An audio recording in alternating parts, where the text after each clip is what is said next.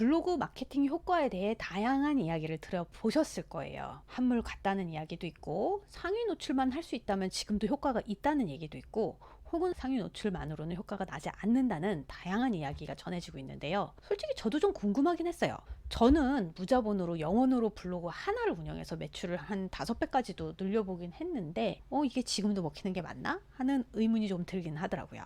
그래서 직접 다시 블로그 운영도 해보고, 잘 되는 블로그가 있으면 분석도 해보고, 잘 안 되는 블로그도 분석을 해봤는데, 제가 살펴본 결과 여전히 될 놈은 되더라는 거죠. 그리고 이 과정에서 이 되는 블로그에는 공통점이 있다는 것을 알게 됐어요. 블로그 마케팅이라는 단어를 자세히 보면 실제 매우 상충되는 두 단어의 집합이에요. 무슨 뜻이냐? 블로그는 그 뜻이 사람과 사람 사이에 이야기를 전달하며 소통하는 것을 권장하는 채널이고, 마케팅은 그 목적이 결국은 타인의 지갑에서 돈을 가져오겠다는 경영 활동이에요. 근데 역설적으로 잘 되는 블로그를 한번 찾아보세요. 마치 대화를 하는 것처럼 일상에서 일어나는 이야기를 전달하는 그런 블로그가 매우 효과가 있거든요. 제가 남편 치과에서 일하면서 작성한 블로그 포스팅이 대략 5,000개 정도가 되더라고요. 그 당시 제가 그 글들을 작성하면서 알았어요. 쓰면서 알았어요.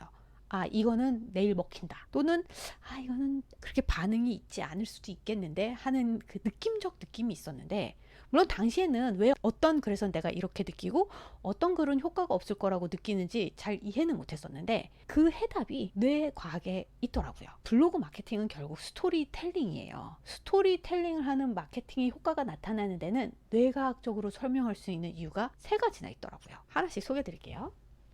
첫째는 스토리의 뇌 활성화예요. 뇌과학자들은 기능적 자기공명 영상이라는 도구를 활용해서 우리가 이야기를 전달할 때 사람들의 머릿속에 뇌가 어떻게 활성화되는지를 살펴볼 수 있게 됐는데요. 우리 뇌는 되게 신기하게 데이터라는 정보를 습득할 때는 뇌에서 베르니케랑 브로카라는 이 두 영역만이 온전히 활성화가 된다고 해요. 베르니케 영역은 언어를 이해하는 부분이고, 브로카는 언어를 생성하는 영역이라고 하는데, 요 2가지만 이용해서 데이터를 처리하는 거죠. 그런데 이야기를 전달할 때는 어떠냐? 뇌 전체가 활성화가 된다고 해요. 뇌가 그냥 보석처럼 반짝반짝 빛나면서 여기저기서 정보를 마구마구 처리를 해내는 거죠. 아마도 우리가 드라마나 영화를 보던가, 혹은 이 그림 속의 아이들처럼 이야기를 들을 때 시간이 가는 걸 모르고 몰입할 수 있는 이유가 여기 있지 않나라는 생각을 해봐요. 그리고 이 과정에서 감정을 관장하는 편도체와 기억을 관장하는 해마도 함께 활성화가 되는데,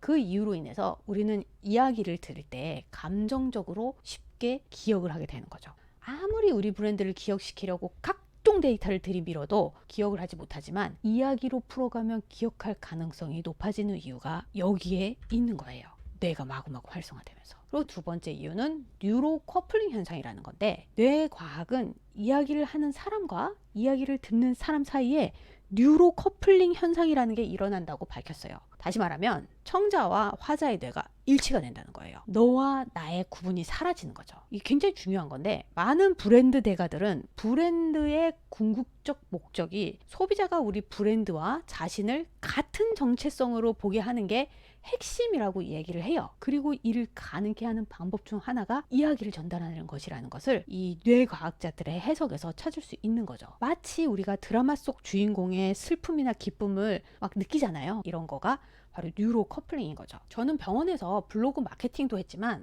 많은 시간을 데스크에서 환자 상담을 같이 했었는데요. 나 스스로도 믿기지 않을 정도로 내원한 환자가 홈페이지를 보고 내원한 건지 아니면 블로그를 보고 내원한 건지 알 수 있었어요. 태도만 보면. 주로 정보나 데이터를 기반으로 공식적 자료를 전달하는 홈페이지를 보고 온 환자들의 특징은 굉장히 드라이해요. 근데 블로그 글을 여러 보고 온 환자분들은 꽤나 다르다는 거죠. 이미 내원해서 처음으로 인사를 하는 순간부터 완전 예전부터 다니던 동네 병원을 온 것처럼 굉장히 친근하세요. 신환인데 신환 같지 않은 거죠. 저는 이게 그 블로그가 가졌던, 그러니까 제가 썼던 블로그는 주로 이제 스토리텔링을 많이 했었는데, 이야기를 하듯 전달해서 그분과 나의 뉴로 커플링이 어느 정도 일어난 상태에서 병원에 내원했었기 때문이 아닌가라는 생각을 해봐요. 셋째는 의사결정을 하는 아미그달라의 활성화예요. 제가 대학원을 다니던 시절에는 심리학에서 인간의 의사결정은 상당히 이성적인 정보 처리 과정을 거치는 산물이라고 가르쳤어요. 당시에 가장 유명했던 그 이론 중에 하나가 정보화 가능성 모델이었는데, 이 모델은 인간이 고관여, 관여도가 높은 상태에서는 이성적 정보 처리 과정을 거쳐서 우리가 의사결정에 이르고, 만약에 이 관여도가 낮은 저관여 상태가 돼야만 주변의 어떤 감성적 큐를 이용을 해서 의사결정을 하게 된다라고 가르쳤었어요. 그런데 최근에 뇌를 촬영하는 방법이 생기고 나서 이게 사실이 아님이 밝혀지고 있어요. 인간은 우리가 생각한 그 이상으로 감정적으로 의사결정을 하는 동물이라고 요즘 뇌과학자들은 얘기를 하고 있는데요. 요 시작이 됐던 어떤 연구를 하나 제가 찾아봤는데, 좀 오래된 연구긴 한데, 안토니오 디마시오라는 박사님이 한 분 계셨어요. 이분이 뇌에서 아미그달라가 손상된 환자를 연구를 했었는데, 아미그달라가 이게 편도체거든요. 감정이랑 기억에 굉장히 중요한 역할을 하는 부분이에요. 박사님의 환자 중에 딱 요 부분에 뇌종양이 생긴 HM이라는 환자가 있었대요. 수술이 끝나고 이 환자는 인지 기능이 모두 정상이었다고 해요. 왜냐면 그냥 감정을 조절해 놓고 한 부분만 딱 제거를 했으니까. 그래서 당연히 일상에서 아무 문제가 없겠지라고 생각하고 이분을 이제 일상으로 되돌려 보냈죠. 그런데 굉장히 큰 문제가 일어난 거예요, 이분한테. 아침에 일어나서 어떤 옷을 입을지를 결정을 못한대요. 식당에서 밥을 먹을지, 집에서 밥을 먹을지, 대중교통을 이용해서 밖에 나갈지, 아니 운전을 할지, 이런 일상에서 일어나는 모든 의사결정이 완전 중단됐다고 하는 거예요. 그저 감정을 관장하는 편도체 하나가 살짝 없어졌을 뿐인데, 이 연구를 보고 뇌과학자들은 알게 된 거죠. 아, 의사결정이라는 게 우리가 생각했던 것만큼 완전한 이성적 뇌가 관장하는 것이 아니라 느낌적 느낌의 영역에서 일어나는 일이라는 것을 알게 된 거죠. 결국 소비자나 고객이 우리를 선택하는 것과 같은 일은 아미그달라, 즉 편도체가 결정해주는 일이 될 가능성이 크죠. 우리는 편도체를 데이터로 설득할 수가 없어요. 감정적으로 접근을 해야 돼요. 결국 지금까지의 뇌과학의 연구를 정리해서 보면, 첫째, 우리는 이야기를 들을 때 뇌를 온전히 사용하며 감정을 만들고 기억할 가능성이 커요. 둘째, 이야기는 청자로 하여금 화자와 같은 감정을 가지도록 유도를 해요.